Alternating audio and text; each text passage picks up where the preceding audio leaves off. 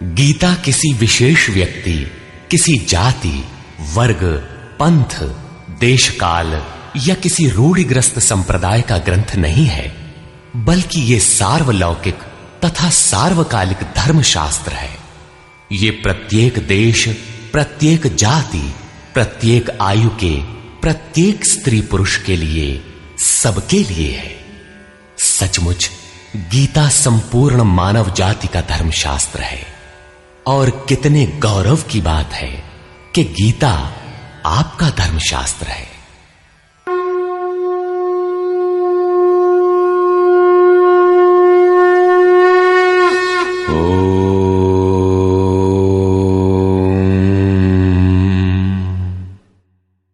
श्री परमात्मने नमः। यथार्थ गीता, श्रीमद् भगवत गीता, अथ चतुर्थोऽध्याय। अध्याय 3 में योगेश्वर श्री कृष्ण ने आश्वस्त किया था कि दोष दृष्टि से रहित होकर जो भी मानव श्रद्धा युक्त हो मेरे मत के अनुसार चलेगा, वो कर्मों के बंधन से भली प्रकार छूट जाएगा। कर्म बंधन से मुक्ति दिलाने की क्षमता योग, ज्ञान योग या कर्म योग दोनों में है। योग में ही युद्ध संचार निहित है। प्रस्तुत अध्याय में वे बताते हैं कि इस योग का प्रणेता कौन है, इसका क्रमिक विकास कैसे होता है। श्री भगवान वाच।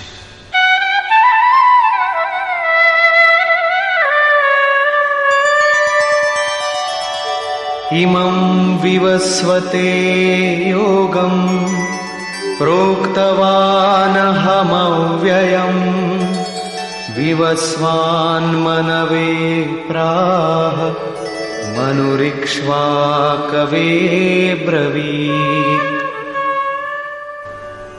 अर्जुन, मैंने इस अविनाशी योग को कल्प के आदि में विवस्वान अर्थात सूर्य के प्रति कहा। विवस्वान ने मनु से और मनु ने इक्ष्वाकु से कहा। किसने कहा? मैंने। श्री कृष्ण कौन थे? एक योगी, तत्व स्थित महापुरुष ही इस अविनाशी योग को कल्प के आरंभ में अर्थात भजन के आरंभ में विवस्वान अर्थात जो विवश हैं ऐसे प्राणियों से कहता है, सुरा में संचार कर देता है।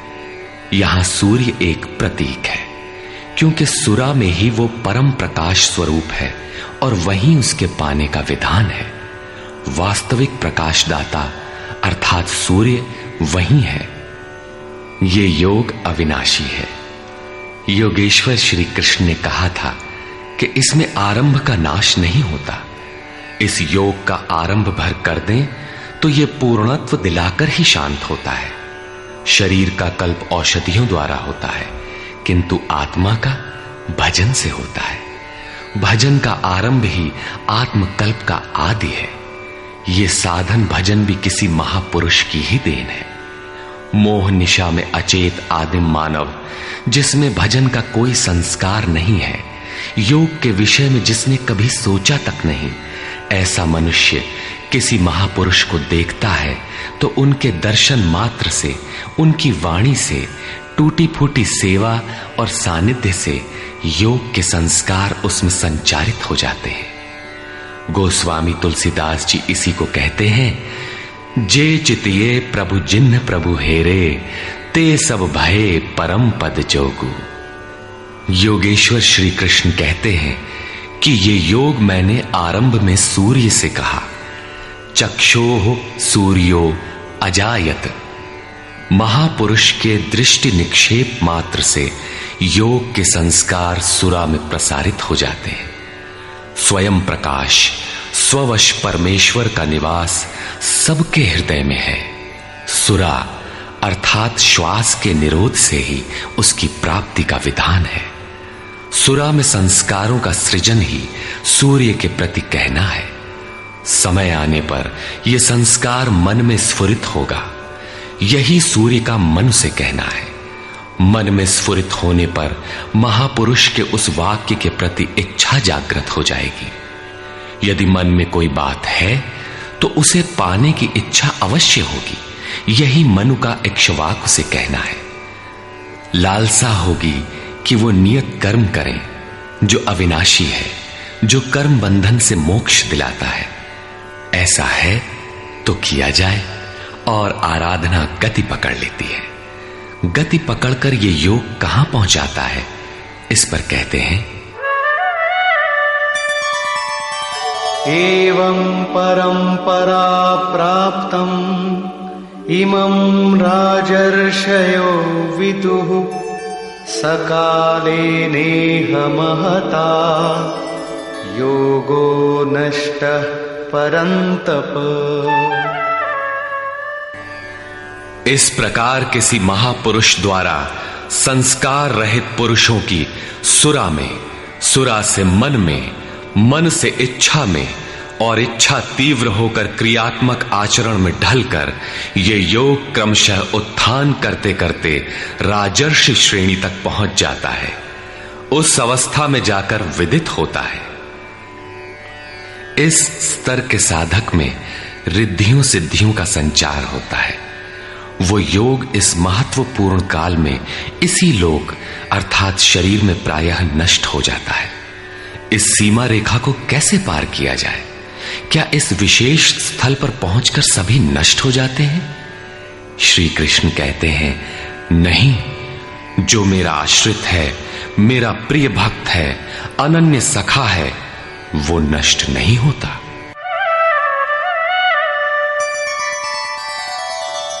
स एवायं मया तेद्य योगः प्रोक्तः पुरातनः भक्तोऽसि मे सखा चेति रहस्यं ह्येतदुत्तमम्।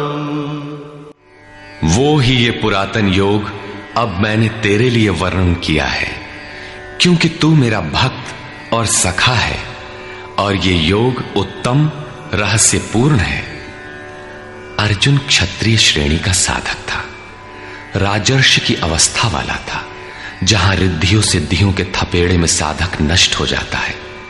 इस काल में भी योग कल्याण की मुद्रा में ही है, किंतु प्रायः साधक यहां पहुंचकर लड़खड़ा जाते हैं। ऐसा अविनाशी किंतु रहस्यमय योग श्री कृष्ण ने अर्जुन से कहा, क्योंकि नष्ट होने की अवस्था में अर्जुन था ही। क्यों कहा? इसलिए कि तू मेरा भक्त है, अनन्य भाव से मेरे आश्रित है, प्रिय है, सखा है। जिस परमात्मा की हमें चाह है, वो सद्गुरु परमात्मा आत्मा से अभिन्न होकर जब निर्देशन देने लगे, तभी वास्तविक भजन आरंभ होता है। यहां प्रेरक की अवस्था में परमात्मा और सद्गुरु एक दूसरे के पर्याय हैं। जिस सतह पर हम खड़े हैं, उसी स्तर पर जब स्वयं प्रभु हृदय में उतर आए, रोकथाम करने लगे, डगमगाने पर संभालें, तभी मन वश में हो पाता है। मन बस होई तबही जब प्रेरक प्रभु बरजे। जब तक इष्ट देव रथी होकर, आत्मा से अभिन्न होकर प्रेरक के रूप में खड़े नहीं हो जाते, तब तक सही मात्रा में इस पथ में प्रवेश ही नहीं होता। वो साधक प्रत्याशी अवश्य है, लेकिन भजन उसके पास कहां? पूज्य गुरुदेव भगवान कहा करते थे, हो हम कई बार नष्ट होते होते बच गए, भगवान ने ही बचा लिया। भगवान ने ऐसे समझाया, ये कहा। हमने पूछा, महाराज जी, क्या भगवान भी बोलते हैं, बातचीत करते हैं? बोले, हां, हो, भगवान ऐसे बतियावत हैं जैसे हम तुम बतियाई, घंटों बतियाई और क्रम न टूटे। हमें उदासी हुई और आश्चर्य भी कि भगवान कैसे बोलते होंगे, ये तो बड़ी नई बात है। कुछ देर बाद महाराज जी बोले, काहे घबराता है, तो हूं से बतियाई हैं।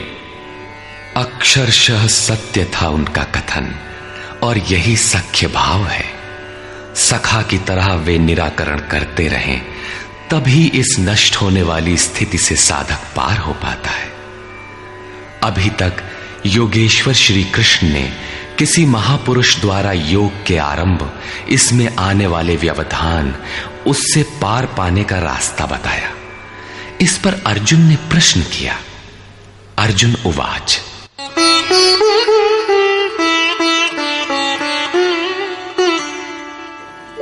अपरं भवतो जन्म परं जन्म विवस्वतः कथमेतद्विजानीयाम् त्वमादौ प्रोक्तवानिति। भगवान, आपका जन्म तो अपरम अब हुआ है और मेरे अंदर सुरा का संचार बहुत पुराना है, तो मैं कैसे मान लूं कि इस योग को भजन के आदि में आपने ही कहा था। इस पर योगेश्वर श्री कृष्ण महाराज बोले। श्री भगवान वाच,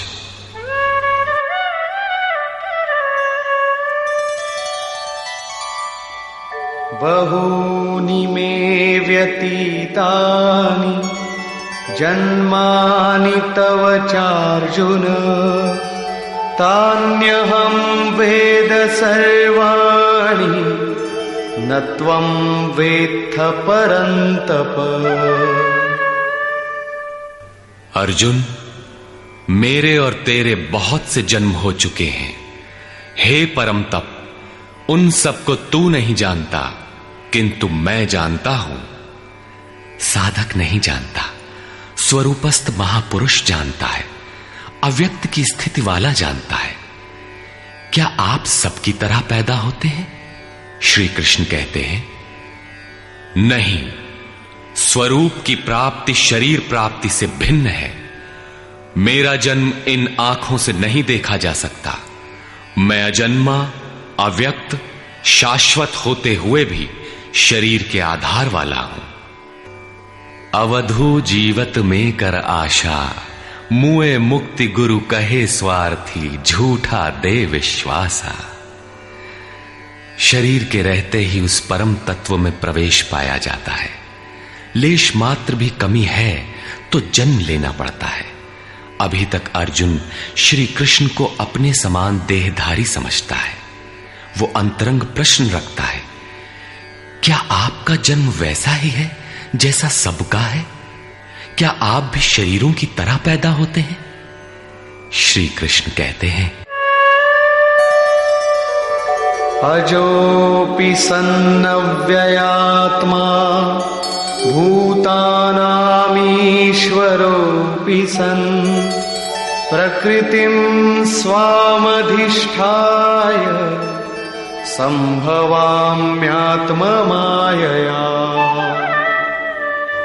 मैं विनाश रहित, पुनः जन्म रहित और समस्त प्राणियों के स्वर में संचारित होने पर भी अपनी प्रकृति को अधीन करके आत्म माया से प्रकट होता हूं। एक माया तो अविद्या है, जो प्रकृति में ही विश्वास दिलाती है, नीच एवं अधम योनियों का कारण बनती है। दूसरी माया है आत्म माया, जो आत्मा में प्रवेश दिलाती है, स्वरूप के जन्म का कारण बनती है। इसी को योग माया भी कहते हैं, जिससे हम विलग हैं। उस शाश्वत स्वरूप से ये जोड़ती है, मिलन कराती है। उस आत्मिक प्रक्रिया द्वारा मैं अपनी त्रिगुणमयी प्रकृति को अधीन करके ही प्रकट होता हूं। प्रायः लोग कहते हैं कि भगवान का अवतार होगा तो दर्शन कर लेंगे। श्री कृष्ण कहते हैं कि ऐसा कुछ नहीं होता कि कोई दूसरा देख सके। स्वरूप का जन्म पिंड रूप में नहीं होता। श्री कृष्ण कहते हैं, योग साधना द्वारा, आत्म माया द्वारा अपनी त्रिगुणमयी प्रकृति को स्ववश करके मैं क्रमशः प्रकट होता हूं। लेकिन किन परिस्थितियों में? यदा यदा हि धर्मस्य ग्लानिर्भवति भारत अभ्युत्थानमधर्मस्य तदात्मानं सृजाम्यहम्। हे अर्जुन, जब जब परम धर्म परमात्मा के लिए हृदय ग्लानि से भर जाता है, जब अधर्म की वृद्धि से भाविक पार पाते नहीं देखता, तब मैं आत्मा को रचने लगता हूं। जब आपका हृदय अनुराग से पूरित हो जाए, उस शाश्वत धर्म के लिए गदगद गिरा नयन बह नीरा की स्थिति आ जाए, जब प्रयत्न करके भी अनुरागी अधर्म का पार नहीं पाता, ऐसी परिस्थिति में मैं अपने स्वरूप को रचता हूं। अर्थात भगवान का आविर्भाव केवल अनुरागी के लिए है और यह अवतार किसी भाग्यवान साधक के अंतराल में होता है। आप प्रकट होकर करते क्या हैं? परित्राणाय साधूनां विनाशाय च दुष्कृतां धर्म संस्थापनार्थाय संभवामि युगे युगे। अर्जुन, साधूनां परित्राणाय परम साध्य एकमात्र परमात्मा है, जिसे साध लेने पर कुछ भी साधना शेष नहीं रह जाती। उस साध्य में प्रवेश दिलाने वाले विवेक, वैराग्य, शम दम इत्यादि दैवी संपद को निर्विघ्न प्रवाहित करने के लिए तथा दुष्कृताम, जिससे दूषित कार्य रूप लेते हैं, उन काम क्रोध राग द्वेषादि विजातीय प्रवृत्तियों को समूल नष्ट करने के लिए तथा धर्म को भली प्रकार स्थिर करने के लिए मैं युग युग में प्रकट होता हूं। युग का तात्पर्य सतयुग, त्रेता, द्वापर में नहीं। युग धर्मों का उतार चढ़ाव मनुष्यों के स्वभाव पर है। युग धर्म सदैव रहे हैं। मानस में संकेत है, नित जुग धर्म हो ही सब केरे, हृदय राम माया के प्रेरे। युग धर्म सभी के हृदय में नित्य होते रहते हैं। अविद्या से नहीं बल्कि विद्या से, राम माया की प्रेरणा से हृदय में होते हैं, जिसे प्रस्तुत श्लोक में आत्म माया कहा गया है। वही है राम माया। हृदय में राम की स्थिति दिला देने वाली, राम से प्रेरित है वो विद्या। कैसे समझा जाए कि अब कौन सा युग कार्य कर रहा है? तो शुद्ध सत्व समता विज्ञाना, कृत प्रभाव प्रसन्न मन जाना। जब हृदय में शुद्ध सत्व गुण ही कार्यरत हो, राजस तथा तामस दोनों गुण शांत हो जाएं, विषमताएं समाप्त हो गई हों, जिसका किसी से द्वेष न हो, विज्ञान हो, अर्थात इष्ट से निर्देशन लेने और उस पर टिकने की क्षमता हो, मन में प्रसन्नता का पूर्ण संचार हो, जब ऐसी योग्यता आ जाए तो सतयुग में प्रवेश मिल गया। इसी प्रकार दो अन्य युगों का वर्णन किया और अंत में तामस बहुत रजो गुण थोरा, कलि प्रभाव विरोध चहु ओरा। तामस गुण भरपूर हो, किंचित राजसी गुण भी उसमें हो, चारों ओर वैर और विरोध हो, तो ऐसा व्यक्ति कलियुगीन है। जब तामसी गुण कार्य करता है तो मनुष्य में आलस्य, निद्रा, प्रमाद का बाहुल्य होता है। वो कर्तव्य जानते हुए भी उसमें प्रवृत्त नहीं हो सकता, निषिद्ध कर्म जानते हुए भी उससे निवृत्ति नहीं हो सकती। इस प्रकार युग धर्मों का उतार चढ़ाव मनुष्यों की आंतरिक योग्यता पर निर्भर है। किसी ने इन योग्यताओं को 4 युग कहा है, तो कोई इन्हें ही 4 वर्ण का नाम देता है, तो कोई इन्हें ही अति उत्तम, उत्तम, मध्यम और निकृष्ट 4 श्रेणी के साधक कहकर संबोधित करता है। प्रत्येक युग में इष्ट साथ देते हैं। हां, उच्च श्रेणी में अनुकूलता की भरपूरता प्रतीत होती है, निम्न युगों में सहयोग क्षीण प्रतीत होता है। संक्षेप में श्री कृष्ण कहते हैं कि साध्य वस्तु दिलाने वाले विवेक, वैराग्य इत्यादि को निर्विघ्न प्रवाहित करने के लिए तथा दूषण के कारक काम, क्रोध, राग, द्वेष इत्यादि का पूर्ण विनाश करने के लिए, परम धर्म परमात्मा में स्थिर रखने के लिए मैं युग युग में अर्थात हर परिस्थिति, हर श्रेणी में प्रकट होता हूं, बशर्ते कि ग्लानि हो। जब तक इष्ट समर्थन न दे तब तक आप समझ ही नहीं सकेंगे कि विकारों का विनाश हुआ अथवा अभी कितना शेष है। प्रवेश से पराकाष्ठा पर्यंत इष्ट हर श्रेणी में हर योग्यता के साथ रहते हैं। उनका प्राकट्य अनुरागी के हृदय में होता है। भगवान प्रकट हैं तब तो सभी दर्शन करते होंगे। श्री कृष्ण कहते हैं, नहीं। जन्म कर्म च मे दिव्यम् एवं यो वेत्ति तत्वतः त्यक्त्वा देहं पुनर्जन्म नैति मामेति सोऽर्जुन। अर्जुन, मेरा वो जन्म अर्थात ग्लानि के साथ स्वरूप की रचना तथा मेरा कर्म अर्थात दुष्कृतियों के कारणों का विनाश, साध्य वस्तु को दिलाने वाली क्षमताओं का निर्दोष संचार, धर्म की स्थिरता, ये कर्म और जन्म दिव्य अर्थात अलौकिक है, लौकिक नहीं है। इन चर्म चक्षुओं से उसे देखा नहीं जा सकता, मन बुद्धि से उसे मापा नहीं जा सकता। जब इतना गूढ़ है तो उसे देखता कौन है? केवल यो वेत्ति तत्वतः, केवल तत्वदर्शी ही मेरे इस जन्म और कर्म को देखता है और मेरा साक्षात करके वो पुनर्जन्म को नहीं प्राप्त होता बल्कि मुझे प्राप्त होता है।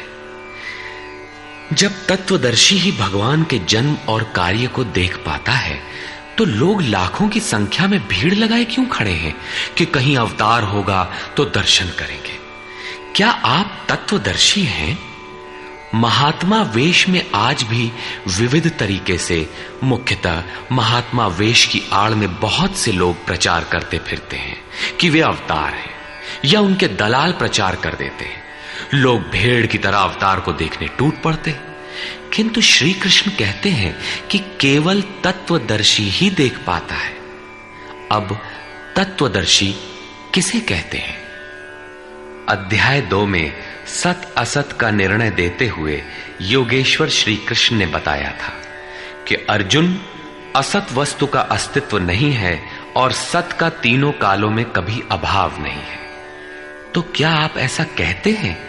बताया उन्होंने, नहीं, तत्वदर्शियों ने इसे देखा, न किसी भाषाविद ने देखा, न किसी समृद्धिशाली ने देखा। यहां पुनः बल देते हैं कि मेरा आविर्भाव तो होता है लेकिन उसे तत्वदर्शी ही देख पाता है। तत्वदर्शी एक प्रश्न है। ऐसा कुछ नहीं कि 5 तत्व हैं, 25 तत्व हैं, इनकी गणना सीख ली और हो गए तत्वदर्शी। श्री कृष्ण ने आगे बताया कि आत्मा ही परम तत्व है। आत्मा परम से संयुक्त होकर परमात्मा हो जाता है। आत्म साक्षात्कार करने वाला ही इस आविर्भाव को समझ पाता है। सिद्ध है कि अवतार किसी विरही अनुरागी के हृदय में होता है। आरंभ में उसे वो समझ नहीं पाता कि हमें कौन संकेत देता है, कौन मार्गदर्शन करता है, किंतु परम तत्व परमात्मा के दर्शन के साथ ही वो देख पाता है, समझ पाता है और फिर शरीर को त्याग कर पुनर्जन्म को प्राप्त नहीं होता। श्री कृष्ण ने कहा कि मेरा जन्म दिव्य है, इसे देखने वाला मुझे प्राप्त होता है। तो लोगों ने उनकी मूर्ति बना ली, पूजा करने लगे, आकाश में कहीं उनके निवास की कल्पना कर ली। ऐसा कुछ नहीं है। उन महापुरुषों का आशय केवल इतना था कि यदि आप निर्धारित कर्म करें तो पाएंगे कि आप भी दिव्य हैं। आप जो हो सकते हैं वो मैं हो गया हूं। मैं आपकी संभावना हूं, आपका ही भविष्य हूं।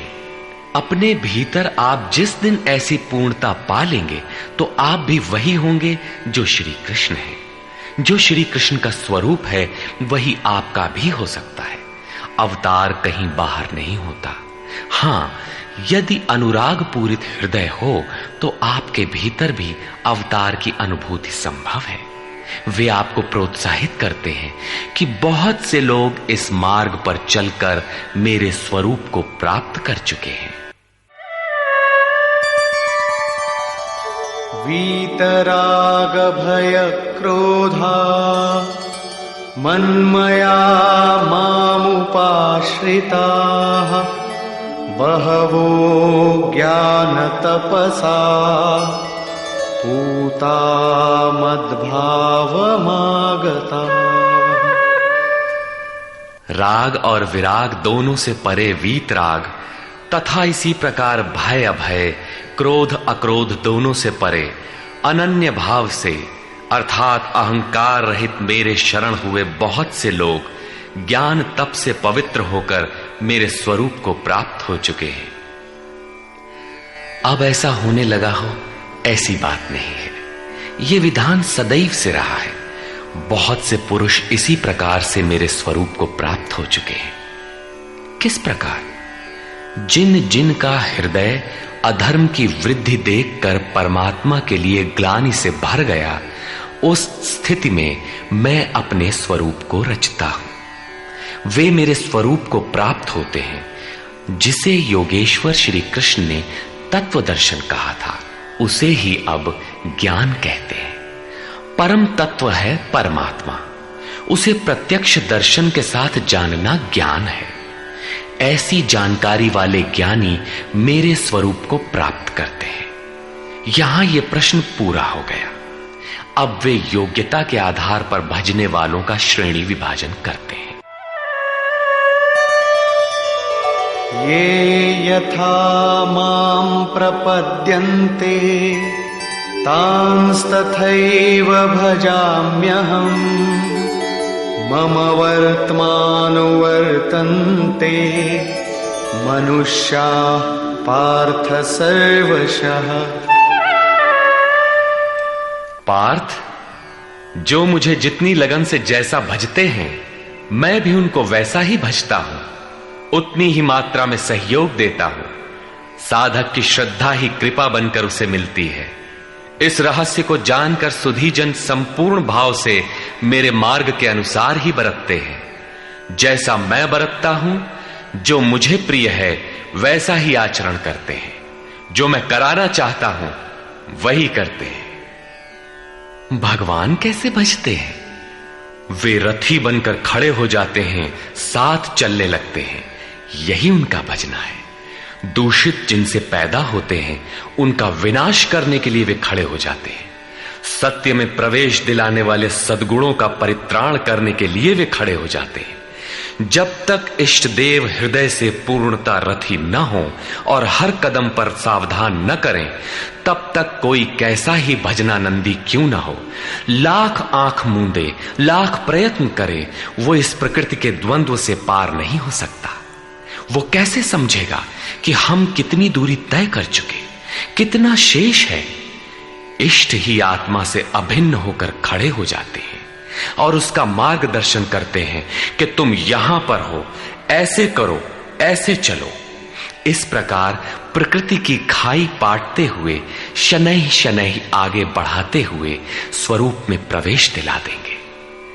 भजन तो साधक को ही करना पड़ता है, किंतु उसके द्वारा इस पथ में जो दूरी तय होती है वो इष्ट की देन है। ऐसा जानकर सभी मनुष्य सर्वतोभावेन मेरा अनुसरण करते हैं। किस प्रकार वे बरतते हैं?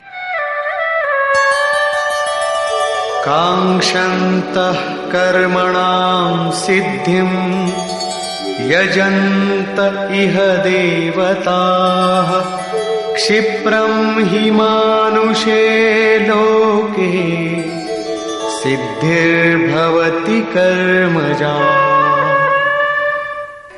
वे पुरुष इस मनुष्य शरीर में कर्मों की सिद्धि चाहते हुए देवताओं को पूजते हैं। कर्म कौन सा?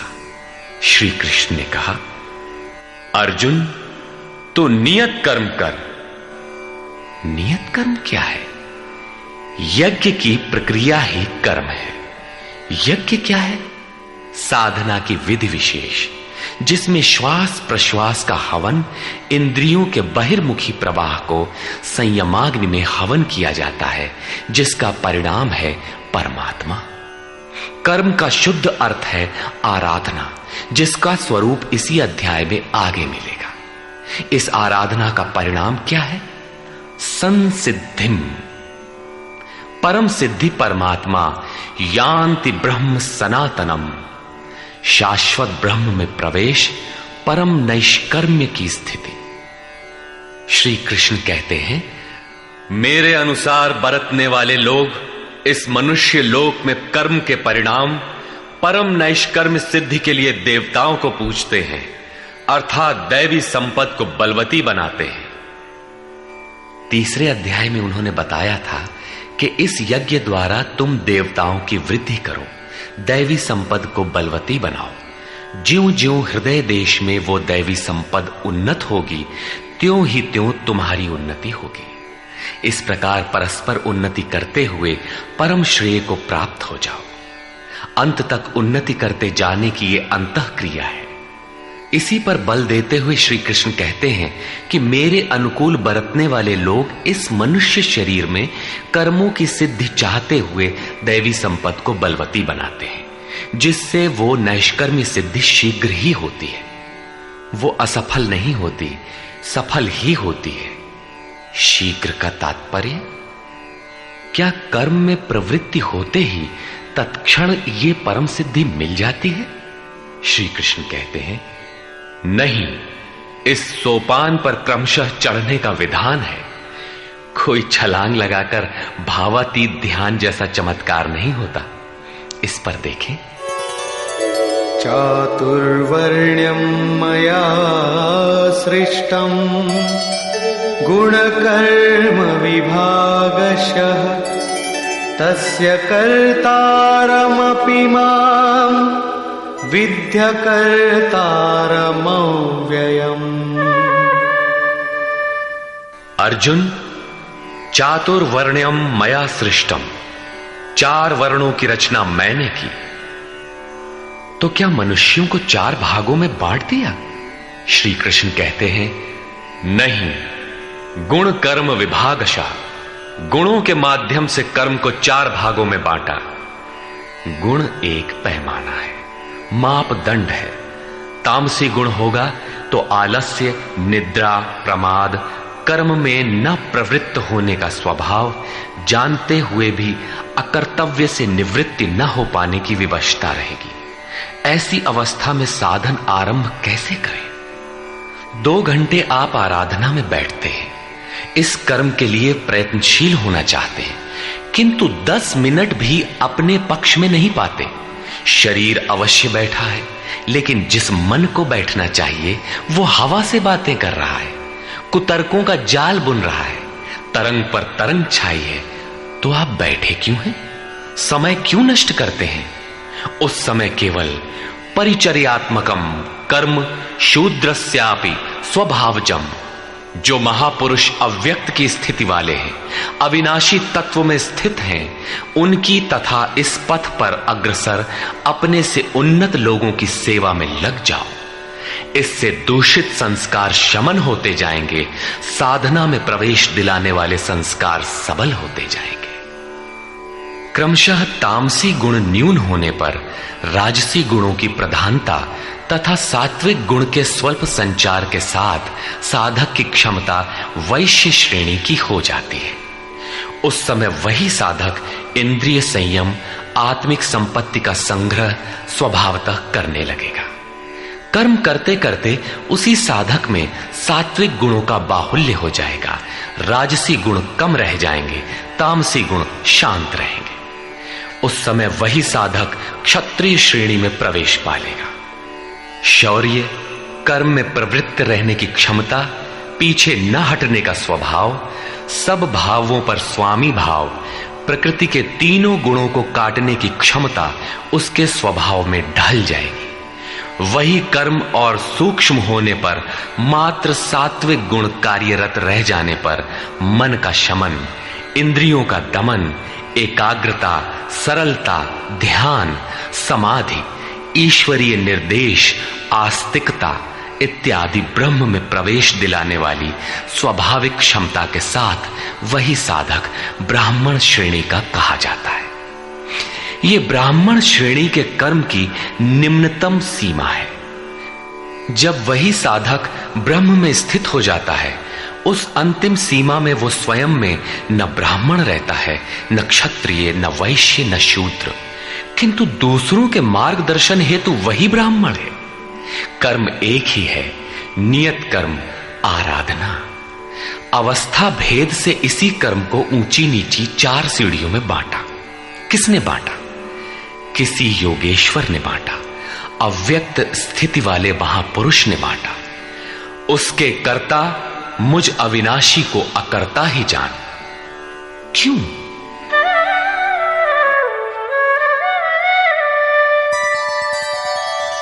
न मां कर्माणि लिम्पन्ति न मे कर्मफले स्पृहा इति मां योऽभिजानाति कर्मभिर्न स बध्यते। क्योंकि कर्मों के फल में मेरी स्पृहा नहीं है।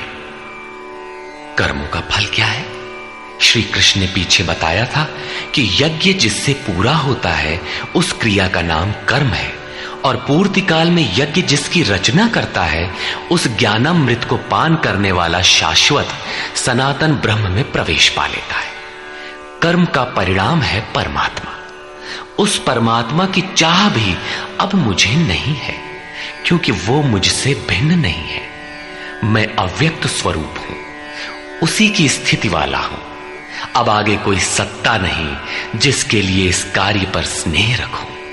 इसलिए कर्म मुझे लिपायमान नहीं करते, और इसी स्तर से जो भी मुझे जानता है, अर्थात जो कर्मों के परिणाम परमात्मा को प्राप्त कर लेता है, उसे भी कर्म नहीं बांधते। जैसे श्री कृष्ण, वैसे उस स्तर से जानने वाला महापुरुष।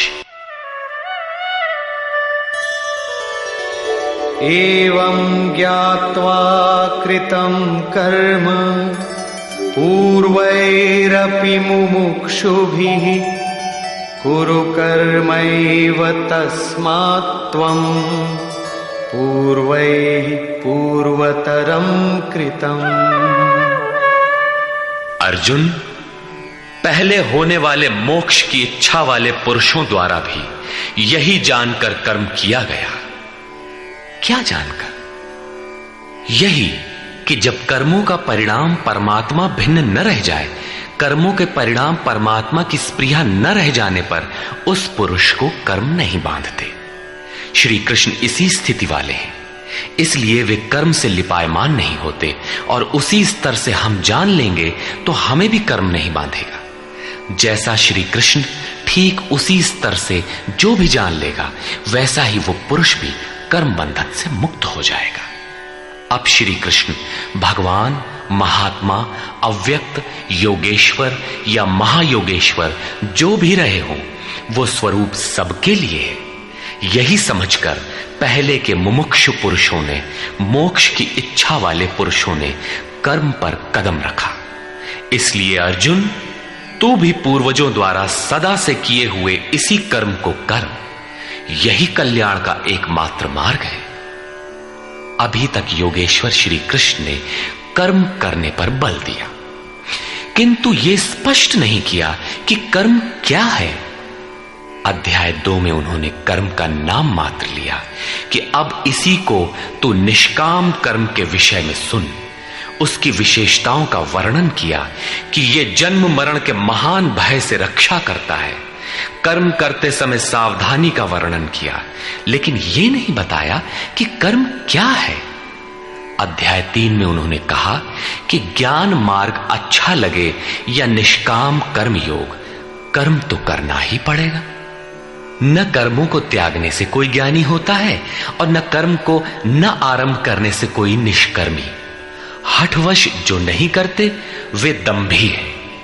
इसलिए मन से इंद्रियों को वश में करके कर्म कर।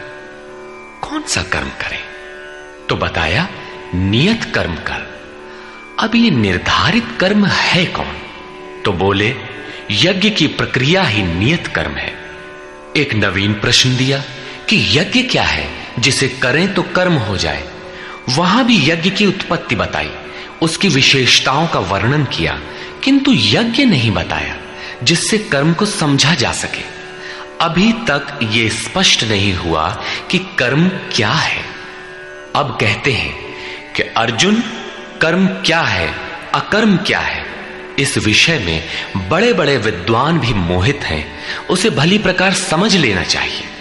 किं कर्म किम कर्मेति कवयोप्यत्र मोहिताः तत्ते कर्म प्रवक्ष्यामि यज्ञात्वा मोक्ष्यसे शुभाम्। कर्म क्या है और अकर्म क्या है, इस विषय में बुद्धिमान पुरुष भी मोहित हैं। इसलिए मैं वो कर्म तेरे लिए अच्छी तरह से कहूंगा जिसे जानकर तू अशुभात मोक्ष से, अशुभ अर्थात संसार बंधन से भली प्रकार छूट जाएगा। कर्म कोई ऐसी वस्तु है जो संसार बंधन से मुक्ति दिलाती है। इसी कर्म को जानने के लिए श्री कृष्ण पुनः बल देते हैं। कर्मणो ह्यपि बोद्धव्यम् बोद्धव्यम् च विकर्मणः अकर्मणश्च बोद्धव्यम् गहना कर्मणो गतिः। कर्म का स्वरूप भी जानना चाहिए, अकर्म का स्वरूप भी समझना चाहिए, और विकर्म अर्थात विकल्प शून्य विशेष कर्म जो आप्त पुरुषों द्वारा होता है उसे भी जानना चाहिए, क्योंकि कर्म की गति गहन है। कतिपय लोगों ने विकर्म का अर्थ निषिद्ध कर्म, मन लगाकर किया गया कर्म इत्यादि किया है। वस्तुतः यहां वि उपसर्ग विशिष्टता का द्योतक है। प्राप्ति के पश्चात महापुरुषों के कर्म विकल्प शून्य होते हैं। आत्मस्थित, आत्म तृप्त, आत्मकाम महापुरुषों को न तो कर्म करने से कोई लाभ है और न छोड़ने से कोई हानि ही है। फिर भी वे पीछे वालों के हित के लिए कर्म करते हैं। ऐसा कर्म विकल्प शून्य है, विशुद्ध है, और यही कर्म विकर्म कहलाता है। उदाहरणार्थ, गीता में जहां भी किसी कार्य में वि उपसर्ग लगा है उसकी विशेषता का द्योतक है, निष्कृष्टता का नहीं। यथा योग युक्तो विशुद्धात्मा विजितात्मा जितेंद्रिय। अभी आपने विकर्म देखा, रहा कर्म और अकर्म, जिसे अगले श्लोक में समझने का प्रयास करें। यदि यहां कर्म अकर्म का विभाजन नहीं समझ सके तो कभी नहीं समझ सकेंगे। कर्मण्यकर्म यः पश्येत् अकर्मणि च कर्म यः स बुद्धिमान् मनुष्येषु स युक्तः कृत्स्न कर्म कृत्। जो पुरुष कर्म में अकर्म देखे, कर्म माने आराधना अर्थात आराधना करे, और ये भी समझे कि करने वाला मैं नहीं हूं बल्कि गुणों की अवस्था ही चिंतन में हमें नियुक्त करता है, मैं इष्ट द्वारा संचालित हूं, ऐसा देखे। और जब इस प्रकार अकर्म देखने की क्षमता आ जाए और धारावाहिक रूप से कर्म होता रहे, तभी समझना चाहिए कि कर्म सही दिशा में हो रहा है। वही पुरुष मनुष्यों में बुद्धिमान है, मनुष्यों में योगी है, योग से युक्त बुद्धि वाला है और संपूर्ण कर्मों का करने वाला है। उसके द्वारा कर्म करने में लेश मात्र भी त्रुटि नहीं रह जाती। कर्म का अर्थ है भजन, कर्म का अर्थ है योग साधना को भली प्रकार संपादित करना, जिसका विशद वर्णन इसी अध्याय में आगे आ रहा है।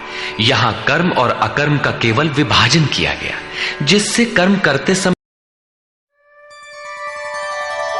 यस्य सर्वे समारंभाः कामसंकल्पवर्जिताः ज्ञानाग्निदग्धकर्माणम् तमाहुः पंडितं बुधाः।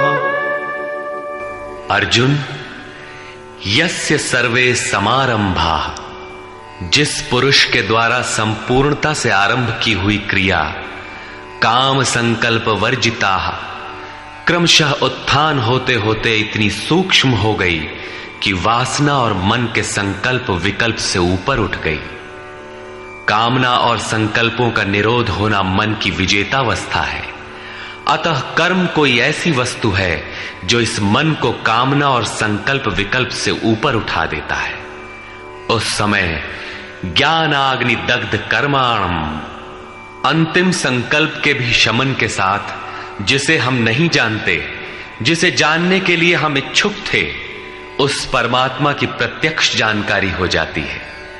क्रियात्मक पथ पर चलकर परमात्मा की प्रत्यक्ष जानकारी का नाम ही ज्ञान है। उस ज्ञान के साथ ही दग्ध कर्माणम, कर्म सदा के लिए दग्ध हो जाते हैं। जिसे पाना था पा लिया, आगे कोई सत्ता नहीं जिसकी शोध करे, इसलिए कर्म करके ढूंढे भी तो किसे।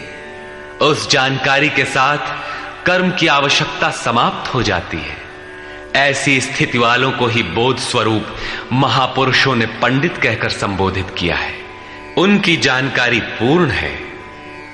ऐसी स्थिति वाला महापुरुष करता क्या है, रहता कैसे है, उसकी रहनी पर प्रकाश डालते हैं।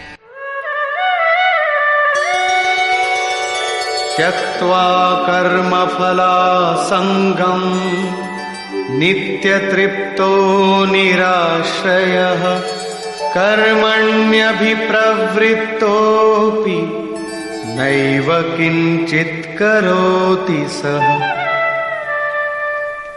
अर्जुन, वह पुरुष सांसारिक आश्रय से रहित होकर नित्य वस्तु परमात्मा में ही तृप्त रहकर कर्मों के फल परमात्मा की आसक्ति को भी त्याग कर कर्म में अच्छी प्रकार बरतता हुआ भी कुछ नहीं करता। निराशीर्यत चित्तात्मा त्यक्त सर्व परिग्रहः शारीरं केवलं कर्म कुर्वन्नाप्नोति किल्बिषम्। जिसने अंतःकरण और शरीर को जीत लिया है, भोगों की संपूर्ण सामग्री जिसने त्याग दी है, ऐसे आशा रहित पुरुष का शरीर केवल कर्म करता दिखाई भर पड़ता है। वस्तुतः वो करता धरता कुछ नहीं, इसलिए पाप को प्राप्त नहीं होता। वो पूर्णत्व को प्राप्त है, इसलिए आवागमन को प्राप्त नहीं होता।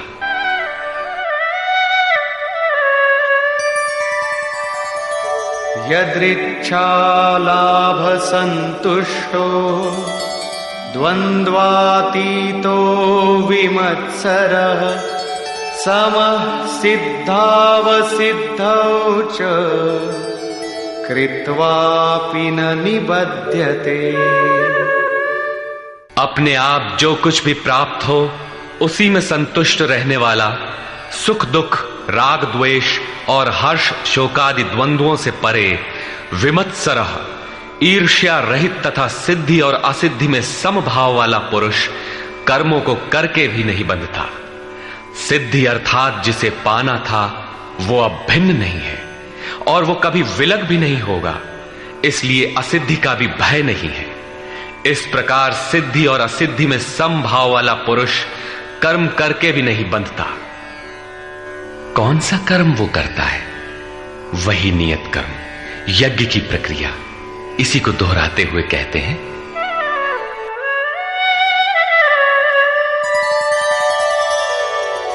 गत संगस्य मुक्तस्य ज्ञानावस्थित चेतसः यज्ञायाचरतः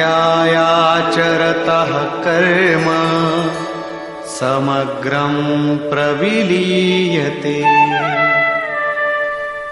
अर्जुन, यज्ञायाचरतः कर्म, यज्ञ का आचरण ही कर्म है और साक्षात्कार का नाम ही ज्ञान है। इस यज्ञ का आचरण करके साक्षात्कार के साथ ज्ञान में स्थित संग दोष और आसक्ति से रहित मुक्त पुरुष के संपूर्ण कर्म भली प्रकार विलीन हो जाते हैं। वे कर्म कोई परिणाम उत्पन्न नहीं कर पाते, क्योंकि कर्मों का फल परमात्मा उनसे भिन्न नहीं रह गया। अब फल में कौन सा फल लगेगा, इसलिए उन मुक्त पुरुषों को अपने लिए कर्म करने की आवश्यकता समाप्त हो जाती है। फिर भी लोक संग्रह के लिए वे कर्म करते ही हैं और करते हुए भी वे इन कर्मों से लिप्त नहीं होते। जब करते हैं तो लिप्त क्यों नहीं होते? इस पर कहते हैं, ब्रह्मार्पणं ब्रह्महविः ब्रह्माग्नौ ब्रह्मणाहुतं ब्रह्मैव तेन गन्तव्यं ब्रह्म कर्म समाधिना। ऐसे मुक्त पुरुष का समर्पण ब्रह्म है, हवि ब्रह्म है, अग्नि भी ब्रह्म ही है। अर्थात ब्रह्म रूप अग्नि में ब्रह्म रूपी कर्ता द्वारा जो हवन किया जाता है वो भी ब्रह्म है। ब्रह्म कर्म समाधिना, जिसके कर्म ब्रह्म का स्पर्श करके समाधिस्थ हो चुके हैं, उसमें विलय हो चुके हैं, ऐसे महापुरुष के लिए जो प्राप्त होने योग्य है वो भी ब्रह्म ही है। वो कर्ता धर्ता कुछ नहीं, केवल लोक संग्रह के लिए कर्म में बरतता है। ये तो प्राप्ति वाले महापुरुष के लक्षण हैं, किंतु कर्म में प्रवेश लेने वाले प्रारंभिक साधक कौन सा यज्ञ करते हैं? अब यहां उसी यज्ञ को स्पष्ट करते हैं।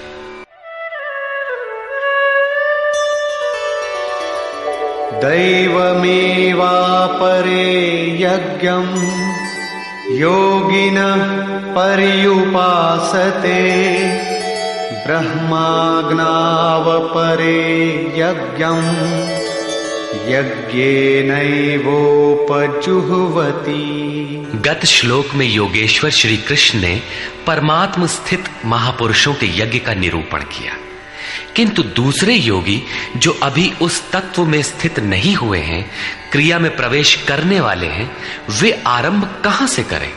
इस पर कहते हैं कि दूसरे योगी लोग दैवम यज्ञम अर्थात दैवी संपद को अपने हृदय में बलवती बनाते हैं, जिसके लिए ब्रह्मा का निर्देश था कि इस यज्ञ द्वारा तुम लोग देवताओं की उन्नति करो। ज्यों-ज्यों हृदय देश में दैवी संपद अर्जित होगी, वही तुम्हारी प्रगति होगी और क्रमशः परस्पर उन्नति करके परम श्रेय को प्राप्त करो। दैवी संपद को हृदय देश में बलवती बनाना प्रवेशिका श्रेणी के योगियों का यज्ञ है। वो दैवी संपद अध्याय 16 के आरंभिक 3 श्लोकों में वर्णित है। जो हैं तो सब में केवल महत्वपूर्ण कर्तव्य समझकर उनकी जागृति करें, उनमें लगे। इन्हीं को इंगित करते हुए योगेश्वर ने कहा कि अर्जुन, तू शोक मत कर, क्योंकि तू दैवी संपद को प्राप्त हुआ है। तू मुझ में निवास करेगा, मेरे ही शाश्वत स्वरूप को प्राप्त करेगा, क्योंकि ये दैवी संपद परम कल्याण के लिए ही है। और इसके विपरीत आसुरी संपद नीच और अधम योनियों का कारण है। इसी आसुरी संपद का हवन होने लगता है, इसलिए ये यज्ञ है और यहीं से यज्ञ का आरंभ है। दूसरे योगी ब्रह्माग्नौ पर ब्रह्म परमात्म रूप अग्नि में यज्ञ के द्वारा ही यज्ञ का अनुष्ठान करते हैं। श्री कृष्ण ने आगे बताया कि इस शरीर में अधियज्ञ मैं हूं। यज्ञों का अधिष्ठाता अर्थात यज्ञ जिसमें विलय होते हैं वो पुरुष मैं हूं। श्री कृष्ण एक योगी थे, सद्गुरु थे। इस प्रकार दूसरे योगी जन ब्रह्म रूपी अग्नि में यज्ञ अर्थात यज्ञ स्वरूप सद्गुरु को उद्देश्य बनाकर यज्ञ का अनुष्ठान करते हैं। सारांशतः सद्गुरु के स्वरूप का ध्यान करते हैं। श्रोत्रादीनीन्द्रियाण्यन्ये संयमाग्निषु जुह्वति शब्दादीन् विषयानन्य इंद्रियाग्निषु जुह्वति। अन्य योगी जन श्रोत्रादिक अर्थात श्रोत्र, नेत्र, त्वचा, जिह्वा, नासिका सब इंद्रियों को संयम रूपी अग्नि में हवन करते हैं, अर्थात इंद्रियों को विषयों से समेटकर संयत कर लेते हैं। यहां आग नहीं जलती, जैसे अग्नि में डालने से हर वस्तु भस्मसात हो जाती है, ठीक इसी प्रकार संयम ही एक अग्नि है जो इंद्रियों के संपूर्ण बहिर्मुखी प्रवाह को दग्ध कर देता है। दूसरे योगी लोग शब्दादिक अर्थात शब्द, स्पर्श, रूप, रस और गंध विषयों को इंद्रिय रूपी अग्नि में हवन कर देते हैं, अर्थात उनका आशय बदलकर साधना परक बना लेते हैं। साधक को संसार में रहकर ही तो भजन करना है। सांसारिक लोगों के भले बुरे शब्द उससे टकराते ही रहते हैं। विषयोत्तेजक ऐसे शब्दों को सुनते ही साधक उनके आशय को योग, वैराग्य सहायक, वैराग्योत्तेजक भावों में बदलकर इंद्रिय रूपी अग्नि में हवन कर देते हैं। जैसे कि एक बार अर्जुन अपने चिंतन में रत था, अकस्मात उसके कर्ण कुहरों में संगीत लहरी झंझना उठी। उसने सिर उठाकर देखा तो उर्वशी खड़ी थी, जो एक वेश्या थी। सभी उसके रूप पर मुग्ध हो झूम रहे थे, किंतु अर्जुन ने उसे स्नेहिल दृष्टि से मातृवत देखा। उस शब्द रूप से मिलने वाले विकार विलीन हो गए, इंद्रियों के अंतराल में ही समाहित हो गए। यहां इंद्रिय ही अग्नि है। अग्नि में डाली हुई वस्तु जैसे भस्मसात हो जाती है, उसी प्रकार आशय बदलकर इष्ट के अनुकूल ढाल लेने पर विषयोत्तेजक रूप, रस, गंध, स्पर्श और शब्द भी भस्म हो जाते हैं। साधक पर कुप्रभाव नहीं डाल पाते। साधक इन शब्दादिकों में रुचि नहीं लेता, इन्हें ग्रहण नहीं करता। इन श्लोकों में अपरे, अन्य शब्द एक ही साधक की ऊंची नीची अवस्थाएं हैं। एक ही यज्ञकर्ता का ऊंचा नीचा स्तर है, न कि अपरे अपरे कहने से कोई अलग अलग यज्ञ। सर्वाणि इंद्रिय कर्माणि प्राणकर्माणि चापरे आत्मसंयम योगाग्नौ जुह्वति ज्ञान दीपिते। अभी तक योगेश्वर ने जिस यज्ञ की चर्चा की, उसमें क्रमशः दैवी संपत्ति को अर्जित किया जाता है। इंद्रियों की संपूर्ण चेष्टाओं का संयम किया जाता है। बलात् विषयोत्तेजक शब्दादिकों के टकराने पर भी उनका आशय बदलकर उनसे बचा जाता है। इससे उन्नत अवस्था होने पर दूसरे योगी जन संपूर्ण इंद्रियों की चेष्टाओं तथा प्राण के व्यापार को साक्षात्कार सहित ज्ञान से प्रकाशित परमात्म स्थिति रूपी योगाग्नि में हवन करते हैं। जब संयम की पकड़ आत्मा के साथ तद्रूप हो जाती है, प्राण और इंद्रियों का व्यापार भी शांत हो जाता है, उस समय विषयों को उद्दीप्त करने वाली और इष्ट में प्रवृत्ति दिलाने वाली दोनों धाराएं आत्मसात हो जाती हैं। परमात्मा में स्थिति मिल जाती है, यज्ञ का परिणाम निकल आता है। ये है यज्ञ की पराकाष्ठा। जिस परमात्मा को पाना था उसी में स्थिति आ गई तो शेष क्या रहा। पुनः योगेश्वर श्री कृष्ण यज्ञ को भली प्रकार समझाते हैं। द्रव्य यज्ञास्तपो यज्ञा योग यज्ञास्तथा परे स्वाध्याय ज्ञान यज्ञाश्च यतयः संशितव्रता। अनेक लोग द्रव्य यज्ञ करते हैं, अर्थात आत्मपथ में महापुरुषों की सेवा में पत्र पुष्प अर्पण करते हैं। वे समर्पण के साथ महापुरुषों की सेवा में द्रव्य लगाते हैं। श्री कृष्ण आगे कहते हैं कि भक्ति भाव से पत्र पुष्प फल जल जो कुछ भी मुझे देता है उसे मैं खाता हूं और उसका परम कल्याण सृजन करने वाला होता हूं। यह भी यज्ञ ही है। हर आत्मा की सेवा करना, भूले हुए को आत्मपथ पर लाना द्रव्य यज्ञ है, क्योंकि प्राकृतिक संस्कारों को जलाने में समर्थ हैं। इसी प्रकार कई पुरुष तपोयज्ञ, स्वधर्म पालन में इंद्रियों को तपाते हैं, अर्थात स्वभाव से उत्पन्न क्षमता के अनुसार यज्ञ की निम्न और उन्नत अवस्थाओं के बीच तपते हैं। इसी पथ की अल्पज्ञता में पहली श्रेणी का साधक शूद्र परिचर्या द्वारा वैश्य दैवी संपद के संग्रह द्वारा, क्षत्रिय काम क्रोधादि के उन्मूलन द्वारा और ब्राह्मण ब्रह्म में प्रवेश की योग्यता के स्तर से इंद्रियों को तपाता है। सबको एक जैसा परिश्रम करना पड़ता है।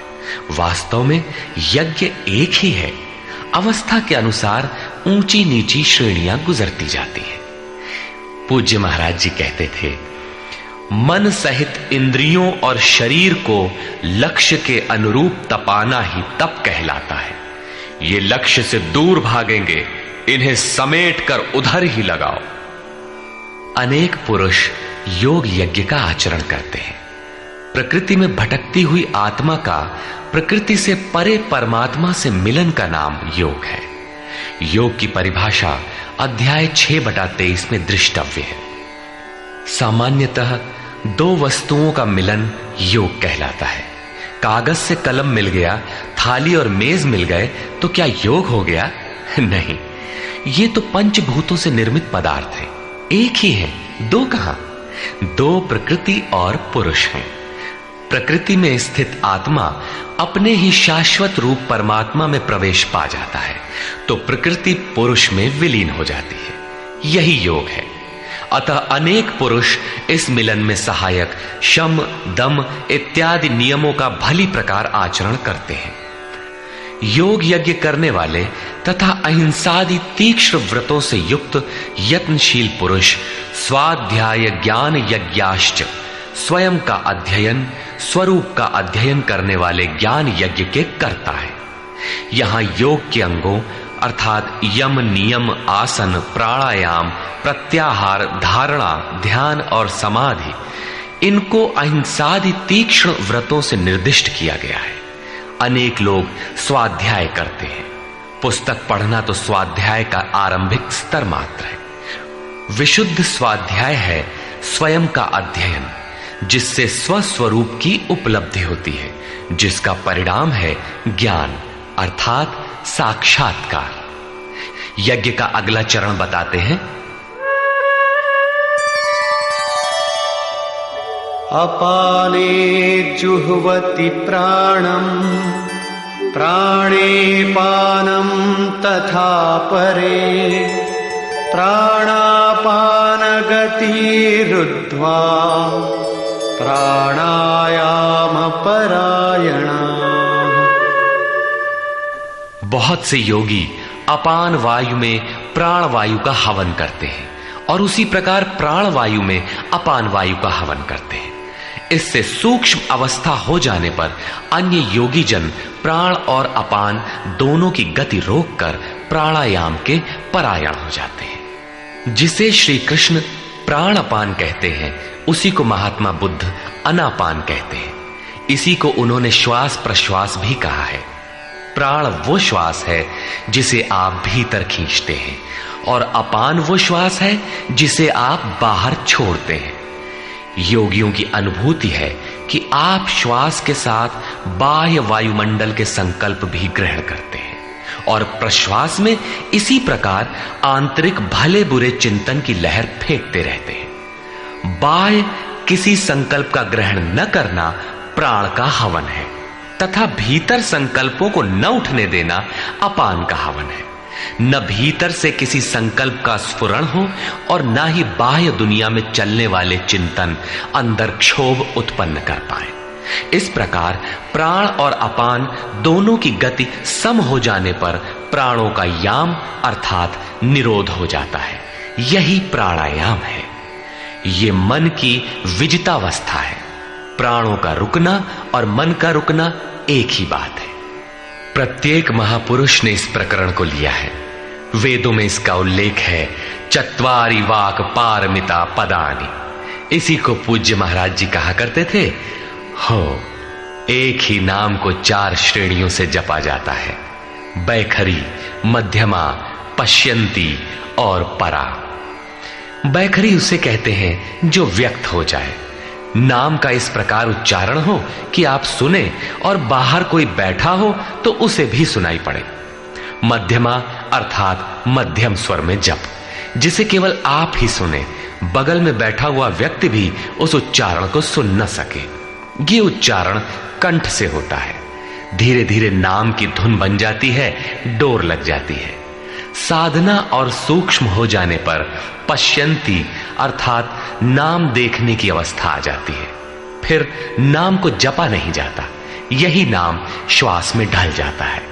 मन को दृष्टा बनाकर खड़ा कर दें, देखते बर रहें कि सांस कहती क्या है, सांस आती है कब, बाहर निकलती है कब, कहती है क्या। महापुरुषों का कहना है कि यह सांस नाम के सिवाय और कुछ कहती ही नहीं। साधक नाम का जप नहीं करता, केवल उससे उठने वाली धुन को सुनता है, सांस को देखता भर है, इसलिए इसे पश्यंती कहते हैं। पश्यंती में मन को दृष्टा के रूप में खड़ा करना पड़ता है, किंतु साधन और उन्नत हो जाने पर सुनना भी नहीं पड़ता। एक बार सुरत लगा भर दे, स्वतः सुनाई देगा। जपय न जपावे अपने से आवे, न स्वयं जपो न मन को सुनने के लिए बाध्य करो, और जप चलता रहे। इसी का नाम है अजपा। ऐसा नहीं कि जप प्रारंभ ही न करें और आ गई अजपा। यदि किसी ने जप नहीं प्रारंभ किया तो अजपा नाम की कोई वस्तु भी उसके पास नहीं होगी। अजपा का अर्थ है हम न जपें, किंतु जाप हमारा साथ न छोड़े। एक बार सुरत का कांटा लगा भर दें तो जप प्रवाहित हो जाए और अनवरत चलता रहे। इस स्वाभाविक जप का नाम है अजपा, और यही है परावाणी का जप। यह प्रकृति से परे तत्व परमात्मा में प्रवेश दिलाती है। इसके आगे वाणी में कोई परिवर्तन नहीं है। परम का दिग्दर्शन करा के उसी में विलीन हो जाती है, इसलिए इसे परा कहते हैं। मन श्वास के साथ जुड़ा है। जब श्वास पर दृष्टि है, श्वास में नाम ढल चुका है, भीतर से न तो किसी संकल्प का उत्थान है और न बाह्य वायुमंडल के संकल्प भीतर प्रवेश कर पाते हैं। यही मन पर विजय की अवस्था है। इसी के साथ यज्ञ का परिणाम निकल आता है। अपरे नियताहाराः प्राणान् प्राणेषु जुह्वति सर्वेप्येते यज्ञविदो यज्ञक्षपितकल्मषाः। दूसरे नियमित आहार करने वाले प्राण को प्राणों में ही हवन करते हैं। पूज्य महाराज जी कहा करते थे कि योगी का आहार दृढ़, आसन दृढ़ और निद्रा दृढ़ होनी चाहिए। आहार विहार पर नियंत्रण बहुत आवश्यक है। ऐसे अनेक योगी प्राण को प्राण में ही हवन कर देते हैं, अर्थात श्वास लेने पर ही ध्यान केंद्रित रखते हैं, प्रश्वास पर ध्यान नहीं देते। सांस आई तो सुना ओम, पुनः सांस आई तो ओम सुनते रहें। इस प्रकार यज्ञों द्वारा नष्ट पाप वाले ये सभी पुरुष यज्ञ के जानकार हैं। इन निर्दिष्ट विधियों में से यदि कहीं से भी करते हैं तो वे सभी यज्ञ के ज्ञाता हैं। अब यज्ञ का परिणाम बताते हैं।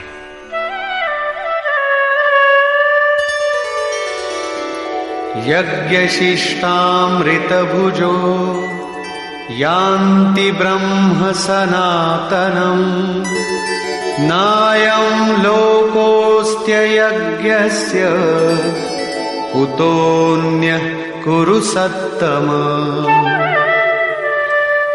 कुरुश्रेष्ठ अर्जुन, यज्ञ शिष्टामृत भुज, यज्ञ जिसकी सृष्टि करता है, जिसे अवशेष छोड़ता है, वो है अमृत। उसकी प्रत्यक्ष जानकारी ज्ञान है। उस ज्ञानामृत को भोगने अर्थात प्राप्त करने वाले योगी जन यान्ति ब्रह्म सनातनम, शाश्वत सनातन पर ब्रह्म को प्राप्त होते हैं। यज्ञ कोई ऐसी वस्तु है जो पूर्ण होते ही सनातन पर ब्रह्म में प्रवेश दिला देती है। यज्ञ न करें तो आपत्ति क्या है? श्री कृष्ण कहते हैं कि यज्ञ रहित पुरुष को पुनः ये मनुष्य लोक अर्थात मानव शरीर भी सुलभ नहीं होता, फिर अन्य लोग कैसे सुखदायी होंगे? उसके लिए तो तिर्यक योनियां सुरक्षित हैं, इससे अधिक कुछ नहीं। अतः यज्ञ करना मनुष्य मात्र के लिए नितांत आवश्यक है।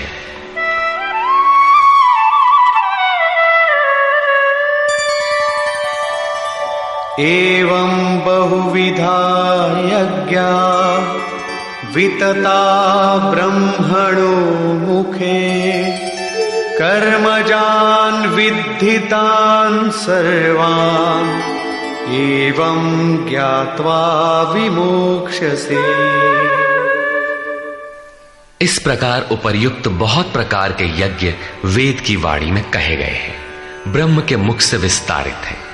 प्राप्ति के पश्चात महापुरुषों के शरीर को परब्रह्म धारण कर लेता है। ब्रह्म से अभिन्न अवस्था वाले उन महात्माओं की बुद्धि मात्र यंत्र होती है, उनके द्वारा वो ब्रह्म ही बोलता है।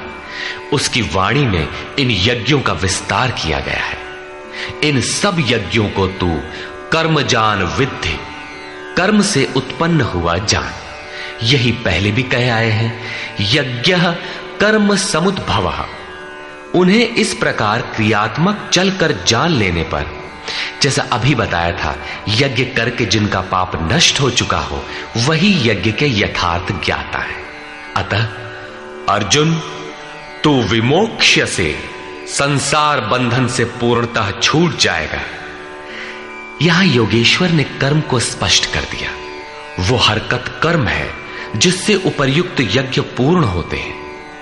अब यदि दैवी संपत्ति का अर्जन, सद्गुरु का ध्यान, इंद्रियों का संयम, श्वास का प्रश्वास में हवन, प्रश्वास का श्वास में हवन, प्राणापान की गति का निरोध खेती करने से होता हो, व्यापार, नौकरी या राजनीति करने से होता हो, तो आप करिए। यज्ञ तो ऐसी क्रिया है जो पूर्ण होते ही तत्क्षण परब्रह्म में प्रवेश दिला देती है। बाह्य किसी भी कार्य से आप तत्क्षण ब्रह्म में प्रवेश पा जाते हो तो कीजिए। वस्तुतः ये सब के सब यज्ञ चिंतन की अंतःक्रियाएं हैं, आराधना का चित्रण है जिससे आराध्य देव विदित होता है। यज्ञ उस आराध्य तक की दूरी तय करने की निर्धारित प्रक्रिया विशेष है। ये यज्ञ श्वास प्रश्वास, प्राणायाम इत्यादि जिस क्रिया से संपन्न होते हैं उस कार्य प्रणाली का नाम कर्म है। कर्म का शुद्ध अर्थ है आराधना, चिंतन। प्रायः लोग कहते हैं कि संसार में कुछ भी किया जाए हो गया कर्म, कामना से रहित होकर कुछ भी करते जाओ हो गया निष्काम कर्मयोग। कोई कहता है कि अधिक लाभ के लिए विदेशी वस्त्र बेचते हैं तो आप सकामी हैं, देश सेवा के लिए स्वदेशी बेचें तो हो गया निष्काम कर्मयोग। निष्ठापूर्वक नौकरी करें, हानि लाभ की चिंता से मुक्त होकर व्यापार करें, हो गया निष्काम कर्मयोग। जय पराजय की भावना से मुक्त होकर युद्ध करें, चुनाव लड़ें, हो गए निष्कर्मी। मरोगे तो मुक्ति हो जाएगी। वस्तुतः ऐसा कुछ भी नहीं है। योगेश्वर श्री कृष्ण ने स्पष्ट शब्दों में बताया कि इस निष्काम कर्म में निर्धारित क्रिया एक ही है, व्यवसायात्मिका बुद्धि रेकेह कुरु नंदन। अर्जुन, तू निर्धारित कर्म को कर। यज्ञ की प्रक्रिया ही कर्म है। यज्ञ क्या है? श्वास प्रश्वास का हवन, इंद्रियों का संयम, यज्ञ स्वरूप महापुरुष का ध्यान, प्राणायाम, प्राणों का निरोध। ये यज्ञ जिससे होने लगे उस क्रिया का नाम कर्म है। संपूर्ण गीता में एक भी श्लोक ऐसा नहीं है जो सांसारिक कार्य व्यापारों का समर्थन करता हो। प्रायः यज्ञ का नाम आने पर लोग बाहर एक यज्ञ वेदी बनाकर तिल जौ लेकर स्वाहा बोलते हुए हवन प्रारंभ कर देते हैं। ये एक धोखा है। द्रव्य यज्ञ दूसरा है जिसे श्री कृष्ण ने कई बार कहा, किंतु पशु बलि, वस्तुदाह इत्यादि से इसका कोई संबंध नहीं है। श्रेयान् द्रव्यमयाद् यज्ञात् ज्ञानयज्ञः परन्तप सर्वं कर्माखिलं पार्थ ज्ञाने परिसमाप्यते। अर्जुन, सांसारिक द्रव्यों से सिद्ध होने वाले यज्ञ की अपेक्षा ज्ञान यज्ञ, जिसका परिणाम ज्ञान अर्थात साक्षात्कार है, यज्ञ जिसकी सृष्टि करता है, उस अमृत तत्व की जानकारी का नाम ज्ञान है। ऐसा यज्ञ श्रेयस्कर है, परम कल्याणकारी है। हे पार्थ, संपूर्ण कर्म ज्ञान में शेष हो जाते हैं। परिसमाप्यते, भली प्रकार समाहित हो जाते हैं। ज्ञान यज्ञ की पराकाष्ठा है। उसके पश्चात कर्म किए जाने से न कोई लाभ है और न छोड़ देने से उस महापुरुष की कोई क्षति ही होती है। इस प्रकार भौतिक द्रव्यों से होने वाले यज्ञ भी यज्ञ है, किंतु उस यज्ञ की तुलना में जिसका परिणाम साक्षात्कार है, उस ज्ञान यज्ञ की अपेक्षा अत्यंत अल्प है। आप करोड़ का हवन करें, सैकड़ों यज्ञ वेदी बना लें, सतपथ पर द्रव्य लगावें, साधु संत महापुरुषों की सेवा में द्रव्य लगावें, किंतु इस ज्ञान यज्ञ की अपेक्षा अल्प है। वस्तुतः यज्ञ श्वास प्रश्वास का है, इंद्रियों के संयम का है, मन के निरोध का है, जैसा श्री कृष्ण अभी बता आए। इस यज्ञ को प्राप्त कहां किया जाए, उसकी विधि कहां से सीखें? यथा तद्विद्धि प्रणिपातेन परिप्रश्नेन सेवया उपदेक्षन्ति ते ज्ञानम् ज्ञानिनस्तत्त्वदर्शिनः। इसलिए अर्जुन, तू तत्वदर्शी महापुरुष के पास जाकर भली प्रकार प्रणत होकर, अर्थात दंडवत प्रणाम करके, अहंकार त्याग कर, शरण होकर, भली प्रकार सेवा करके, निष्कपट भाव से प्रश्न करके तो उस ज्ञान को जान। वे तत्व को जानने वाले ज्ञानी जन तेरे लिए उस ज्ञान का उपदेश करेंगे, साधना पथ पर चलाएंगे। समर्पित भाव से सेवा करने के उपरांत ही इस ज्ञान को सीखने की क्षमता आती है। तत्वदर्शी महापुरुष परम तत्व परमात्मा का प्रत्यक्ष दिग्दर्शन करने वाले हैं।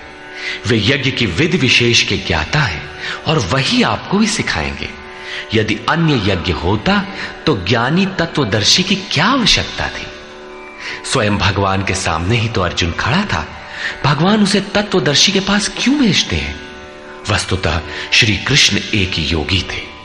उनका आशय है कि आज तो अनुरागी अर्जुन मेरे समक्ष उपस्थित है, भविष्य में अनुरागियों को कहीं भ्रम न हो जाए कि श्री कृष्ण तो चले गए, अब किसकी शरण जाए।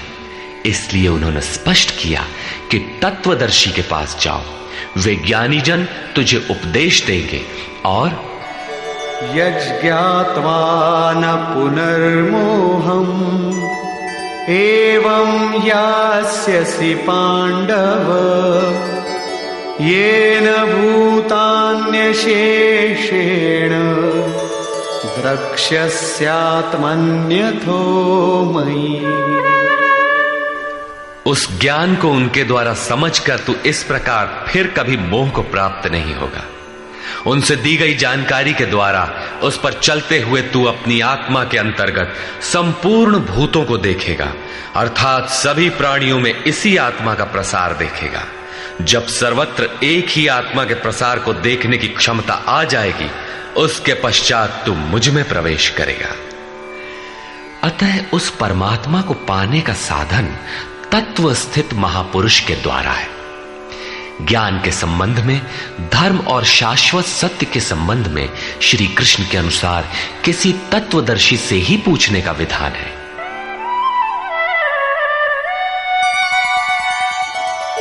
अपि चेदसि पापेभ्यः सर्वेभ्यः पापकृत्तमः सर्वं ज्ञानप्लवेनैव वृजिनं संतरिष्यसि। यदि तू सब पापियों से भी अधिक पाप करने वाला है, तब भी ज्ञान रूपी नौका द्वारा सभी पापों से निसंदेह भली प्रकार तर जाएगा। इसका आशय आप ये न लगा ले कि अधिक से अधिक पाप करके कभी भी तर जाएंगे। श्री कृष्ण का आशय मात्र यही है कि कहीं आप भ्रम में न रहे कि हम तो बड़े पापी हैं, हमसे पार नहीं लगेगा। ऐसी कोई गुंजाइश न निकाल लें। इसलिए श्री कृष्ण प्रोत्साहन और आश्वासन देते हैं कि सब पापियों के पापों के समूह से भी अधिक पाप करने वाला हो, फिर भी तत्वदर्शियों से प्राप्त ज्ञान रूपी नौका द्वारा तू निसंदेह संपूर्ण पापों को अच्छी प्रकार पार कर जाएगा। किस प्रकार?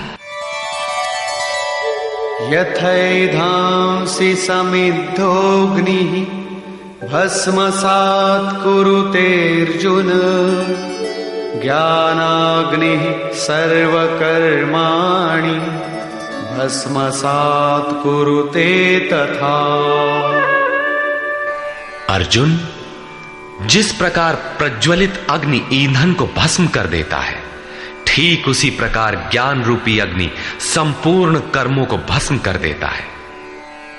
यह ज्ञान की प्रवेशिका नहीं है जहां से यज्ञ में प्रवेश मिलता है, वरन यह ज्ञान अर्थात साक्षात्कार की पराकाष्ठा का चित्रण है, जिसमें पहले विजातीय कर्म भस्म होते हैं और फिर प्राप्ति के साथ चिंतन कर्म भी उसी में विलय हो जाते हैं। जिसे पाना था पा लिया, अब आगे चिंतन कर किसे ढूंढे? ऐसा साक्षात्कार वाला ज्ञानी संपूर्ण शुभाशुभ कर्मों का अंत कर लेगा। वो साक्षात्कार होगा कहां? बाहर होगा अथवा भीतर? इस पर कहते हैं,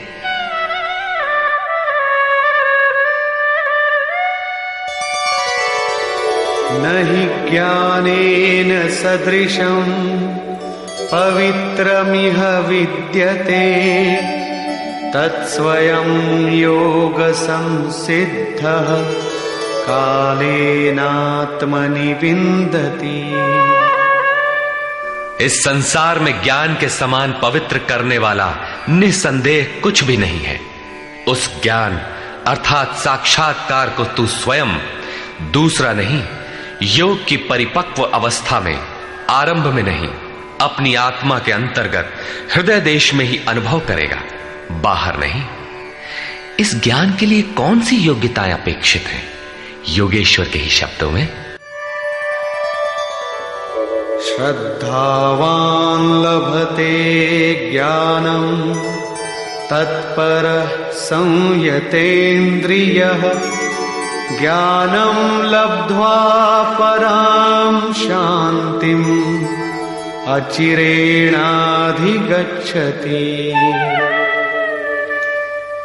श्रद्धावान, तत्पर तथा संयतेंद्रिय पुरुष ही ज्ञान प्राप्त कर पाता है। भावपूर्वक जिज्ञासा नहीं है तो तत्वदर्शी की शरण जाने पर भी ज्ञान नहीं प्राप्त होता। केवल श्रद्धा ही पर्याप्त नहीं है, श्रद्धावान शिथिल प्रयत्न भी हो सकता है। अतः महापुरुष द्वारा निर्दिष्ट पथ पर तत्परता से अग्रसर होने की लगन आवश्यक है। इसके साथ ही संपूर्ण इंद्रियों का संयम अनिवार्य है। जो वासनाओं से विरत नहीं है उसके लिए साक्षात्कार अर्थात ज्ञान की प्राप्ति कठिन है। केवल श्रद्धावान आचरणरत संयतेंद्रिय पुरुष ही ज्ञान प्राप्त करता है।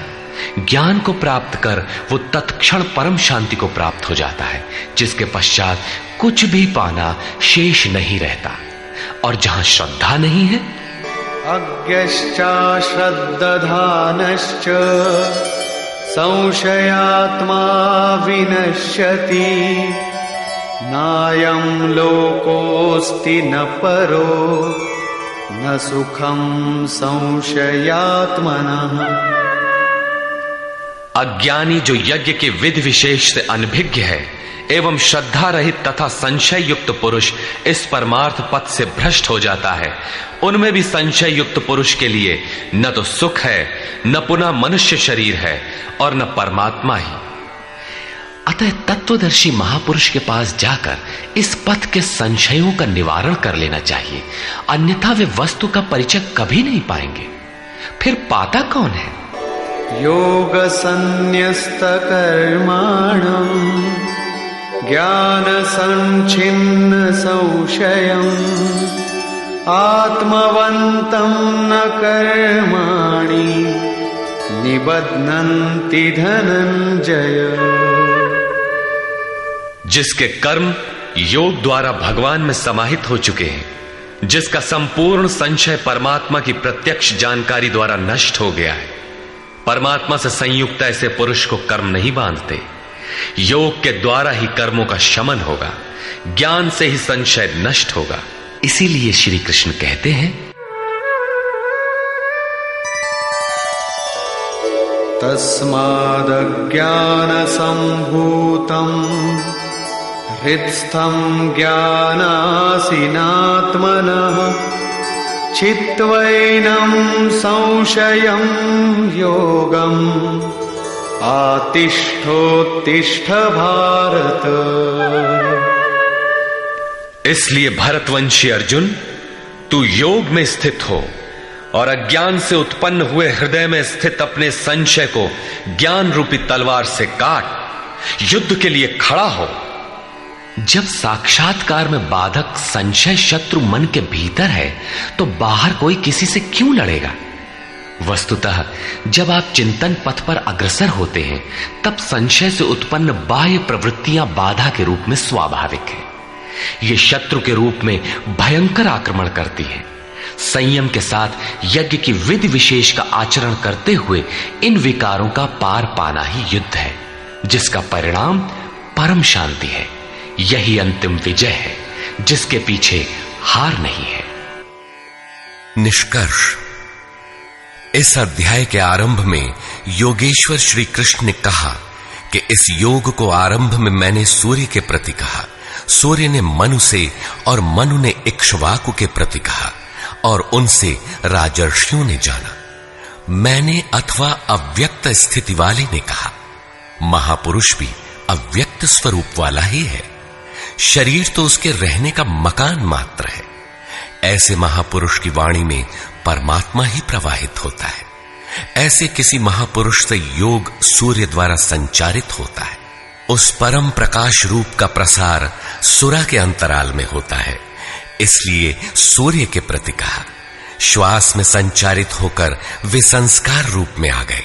सुरा में संचित रहने पर समय आने पर वही मन में संकल्प बनकर आ जाता है। उसकी महत्ता समझने पर मन में उस वाक्य के प्रति इच्छा जागृत होती है और योग कार्य रूप ले लेता है।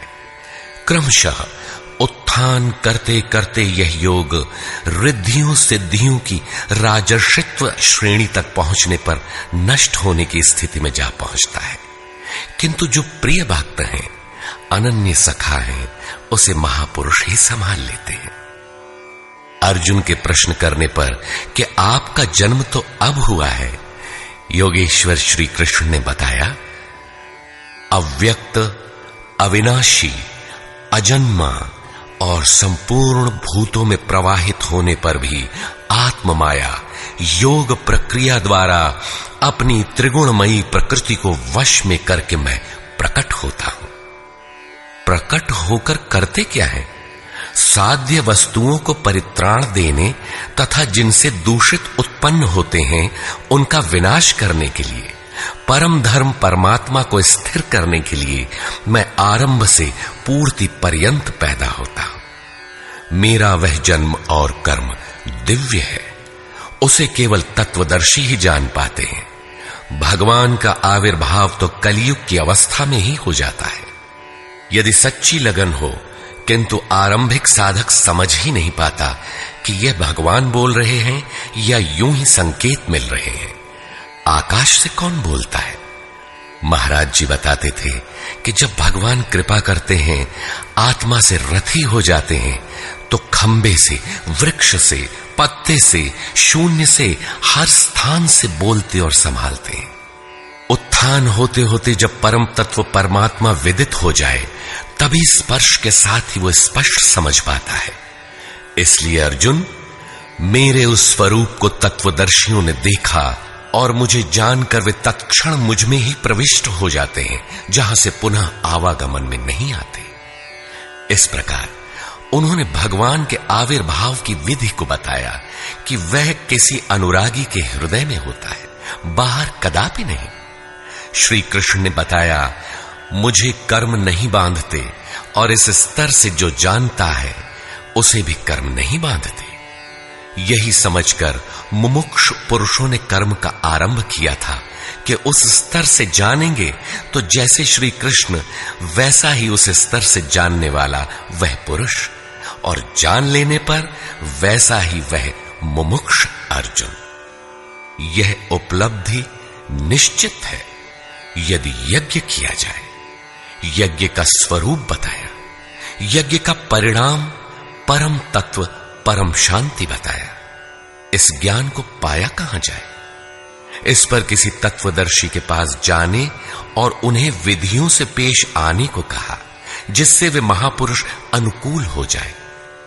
योगेश्वर ने स्पष्ट किया कि वह ज्ञान तो स्वयं आचरण करके पाएगा, दूसरे के आचरण से तुझे नहीं मिलेगा। वह भी योग की सिद्धि के काल में प्राप्त होगा, प्रारंभ में नहीं। वह ज्ञान अर्थात साक्षात्कार हृदय देश में होगा, बाहर नहीं। श्रद्धालु, तत्पर, संयतेंद्रिय एवं संशय रहित पुरुष ही इसे प्राप्त करता है। अतः हृदय में स्थित अपने संशय को वैराग्य की तलवार से काट। यह हृदय देश की लड़ाई है। बाह्य युद्ध से गीतोक्त युद्ध का कोई प्रयोजन नहीं है। इस अध्याय में योगेश्वर श्री कृष्ण ने मुख्य रूप से यज्ञ का स्वरूप स्पष्ट किया और बताया कि यज्ञ जिससे पूरा होता है उसे करने अर्थात कार्य प्रणाली का नाम कर्म है। कर्म को भली प्रकार इसी अध्याय में स्पष्ट किया। अतः ओम तत्सदिति श्रीमद् भगवद गीता सूपनिषत्सु ब्रह्म विद्यायाम योग शास्त्रे श्री कृष्णा अर्जुन संवादे यज्ञ कर्म स्पष्टीकरण नाम चतुर्थो अध्यायः। इस प्रकार स्वामी अड़गड़ानंद कृत श्रीमद् भगवद गीता के भाष्य यथार्थ गीता का चौथा अध्याय पूर्ण होता है।